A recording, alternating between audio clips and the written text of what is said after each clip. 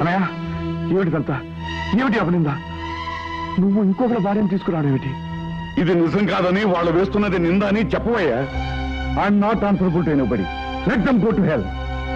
అన్నయ్య నట్టింట్లోకి వచ్చి ఆ నీచుడు నింద వేస్తుంటే చూస్తూ నిలబడతానే.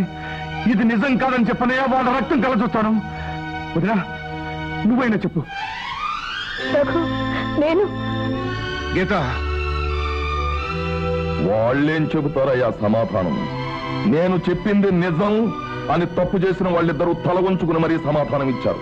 ఎస్పీ గారు, మీకు 24 గంటలు టైం ఇస్తున్నాను. మర్యాదగా గీతను పంపించేయండి. పంపకపోతే ది గ్రేట్ బ్రహ్మనాయుడని మిమ్మల్ని ఆకాశానికి ఎత్తేసిన పత్రికలే ది చీప్ బ్రహ్మనాయుడని ప్రచారం చేసి ప్రజల చేత చీకొట్టిస్తాయి.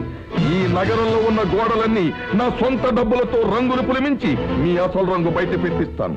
అప్పటికీ మీరు దిగి రాకపోతే మిమ్మల్ని కోర్టు కీర్పించి జైలు శిక్ష వేయించి మీతో సొత్తు పళ్ళల్లో దొంగ సంకటి తినేలా చేస్తాను. పదశాంభవం.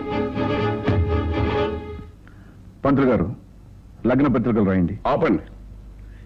ఇదేదో బయటపడే వరకు లగ్న పత్రికల్లో రాయడానికి వీలేదు బ్రహ్మనాయుడు గారు. శివరాం. Sorry mister Brahmanayudu. నీతికి న్యాయానికి ధర్మానికి అవతల వైపున ఉన్న నువ్వు యువతల వైపుకి ఎలా రాలేకపోతున్నావు? పరువు ప్రతిష్ట అంతస్తులకు యువతల వైపున ఉన్న నేను అవతల వైపుకి ఎలా రాలేకపోతున్నాను? వద్దండి, నా వల్ల ఈ పెళ్లి ఆగిపోవడం నాకు ఇష్టం లేదు. కావాలంటే నేను ఇల్లు పెట్టి వెళ్ళిపోతానండి. గీత, నా మీద గౌరవం, నా వ్యక్తిత్వం మీద నమ్మకం ఉన్న వాళ్ళైతే వాళ్ళే ఆలోచించి తాంబూలాలు తీసుకుంటారు. Shivaram, what is your final decision? ఇక డెసిషన్ అంటూ ఏమీ లేదు. ఈ పెళ్లి జరగదనేదే నా జడ్జిమెంట్. నేను వస్తాను.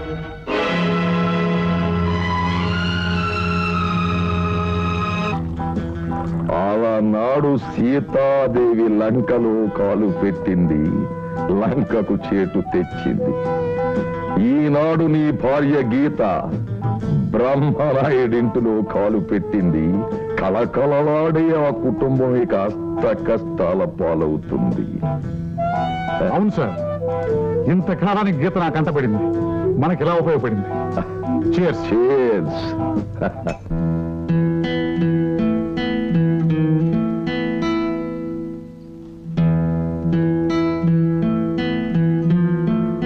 సామాన్లు తీసుకొని కార్లో పెట్టండి. పదండి. అన్ని తీసుకున్నారా లేదా? మళ్ళీ ఇంకా రావద్దు. ఇంకొక క్షణం ఇంట్లో ఉండదు. పదండి. పెళ్లిగారు, ఏమిటిది? ఎక్కడికి వెళ్తున్నారు? మహాతల్లి, పెట్టావుగా కొంపకి చిచ్చు. ఇక హాయిగా నువ్వే ఉండు, మేము పోతున్నాం. అదేమిటి పిన్ని గారు? పిన్నా, నేను నీకు పిన్నిలా కనిపిస్తే ఈ పసిబిడ్డల జీవితాలను నిప్పులను పోసేదానివే. ఆ పిల్లల బాగు కోసమే నేను ఇంట్లో అడుగు పెట్టానండి. నీతో పాటే శని కూడా ఇంట్లో అడుగు పెట్టింది. నీ మూలంగా నా కూతురు బిడ్డల భవిష్యత్తు నాశనం అయిపోతా చూస్తూ ఊరుకోలేదు. పిన్ని గారు, ఆయన లేని సమయంలో మీరు ఇల్లు వదిలి వెళ్ళిపోతే నలుగురు ఏమనుకుంటారు చెప్పండి? నలుగురు ఏమైనా అనుకుంటారనే ఇంగిత జ్ఞానం ఎనుకుంటే నా అల్లుడికి ఇంత మత్తను తెస్తావే. పదండి పదండి. అమ్మా బిందు, బాబు, నన్ను వదిలిపెట్టి వెళ్ళకండి. నేను మీ అమ్మని. నువ్వు అమ్మవి కాదు, మా బాబాయ్ పెళ్లి చెడగొట్టడానికి వచ్చే రాక్షసివి. రఘు, రఘు, నువ్వైనా నన్ను అర్థం చేసుకో రఘు. వాళ్ళని ఉండమని చెప్పు రఘు. నేను వెళ్ళిపోతున్నాను. ఆయన పెద్దరికాన్ని మన్నించి, ఆయన వయసును గౌరవించి, పల్లెత్తు మాట కూడా అనకుండా ఈ తమ్ముడు గుమ్మం దాటి వెళ్ళిపోయాడని చెప్పండి.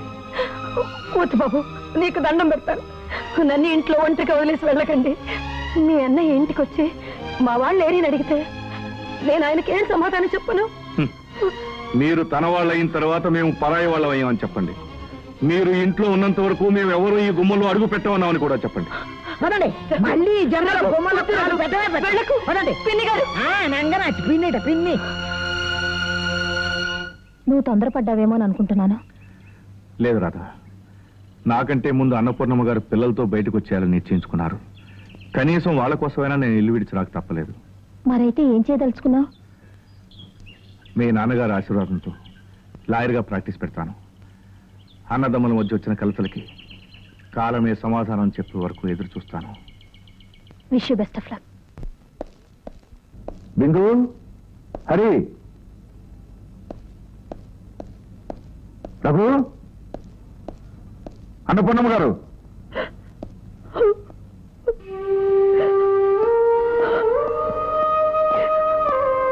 గీత ఏమైంది? వీళ్ళంతా ఎక్కడికి వెళ్ళారు? అందరూ ఇల్లు వదిలిపెట్టి వెళ్ళిపోయారు. అందరూ వెళ్ళిపోయారా? ఎక్కడికి వెళ్ళారు? ఎందుకు వెళ్ళారు? వాళ్ళు ఇంట్లో ఉండాలంటే, నేను ఇల్లు వదిలిపెట్టి వెళ్ళిపోవాలంటే. ఏమండి, నా కోసం తోడు పుట్టిన వాడిని కన్న బిడ్డల్ని దూరం చేసుకోవడం ఎందుకండి? అందుకని వెళ్ళిపోదాం అనుకుంటున్నావా? ఈ అన్న తమ్ముడితో రాయబారం చేసి వాళ్ళని ఇక్కడికి తీసుకొస్తాడు కానీ నిన్ను మాత్రం వెళ్ళినప్పుడు. ఓకే? బోర్డు పెట్టుకుని మొట్టమొదటిసారిగా నల్లకోట వేసుకుని వాదించే అవకాశం వచ్చినప్పుడు ఫస్ట్ కేసు వదులుకోవడం మూర్ఖత్వమే అవుతుంది. ఓడిపోయే కేసు ఒప్పుకోకపోవడమే మంచిది. ఎందుకంటే ఆ పిల్లలిద్దరికీ ఇప్పుడు ఆ తండ్రి మీద